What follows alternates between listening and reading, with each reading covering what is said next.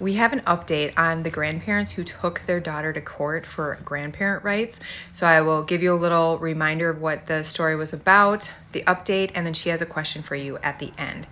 So this listener had to go no contact with her parents because they were the type of parents that didn't respect her as a mom at all.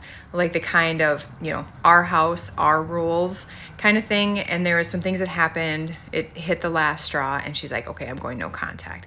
Now, instead of these parents saying, oh my gosh, like what did we do wrong? How can we work on ourselves to improve things, to repair this relationship, regain your trust? Nope, they just made threats. Okay, you go ahead and do this. You take our grandkids away, we'll take you to court for grandparent rights. And they did. We hear about that, where grandparents say, well, we have grandparent rights, we're going to fight you. It's like, okay, but you never actually hear about it. They don't follow through with it. Now, these guys, they actually took their daughter to court, and not only did they take her to court, they pulled in her ex who is the father of these two kids. Now this just kind of shows you that the grandparents didn't have the children's safety and just what's best for the children in mind. It was just what they wanted, and they thought it would be better to have a parent on their side. This father has a protection order against him due to violence, and he is also an SP. So they tried to get him involved in it. As they were working through the court battle, it was suggested by the lawyers to go to family counseling. And this listener is like, okay, I'll go. I've done counseling with them before, tried to. It's done nothing, but I guess. So it would look better if she did it. So she agreed to it. And on the last time they met in court, they came up to her, and instead of answering the question about family counseling, they just simply said, we want to set up a time to meet with the kids over the holidays. So there was no attempt at reconciliation. They made that very clear. They didn't bring up counseling, trying to better themselves or better the situation or understand how to repair what they've done. All they wanted was access to the children. I mean, how heartbreaking. My heart just breaks for this listener.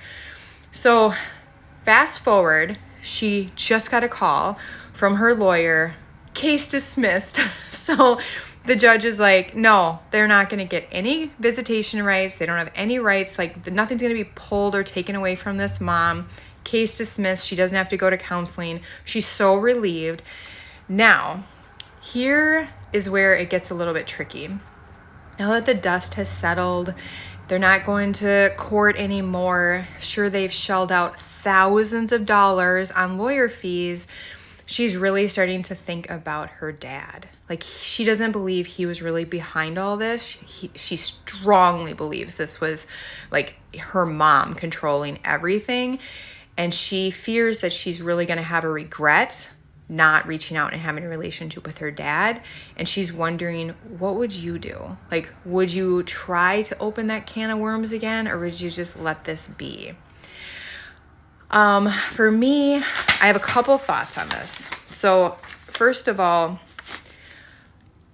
yeah, maybe your dad wasn't the one orchestrating it, but I do want to point out he also didn't prevent it or stop it. And I know you can't control anybody, but I also know in dynamics like this where parents, I can't believe they actually took you to court. I'm so sorry.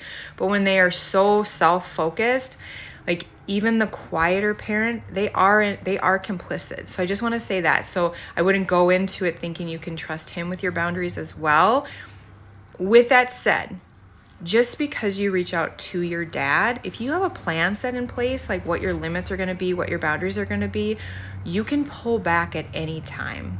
So my question to myself always is, will I ever regret this? If I'm facing a choice and I just don't know which way to go, I ask myself, will I ever regret not taking the chance? And if the answer is yes, then I know I'm going to take the chance. So that's how I would handle it. But I just wanted you to get a full picture that even though you don't think he was the one, really getting his hands dirty, he also didn't stop it. And he was showing up at court. So just throwing that out there for devil's advocate. But again, just my opinion. What would you do?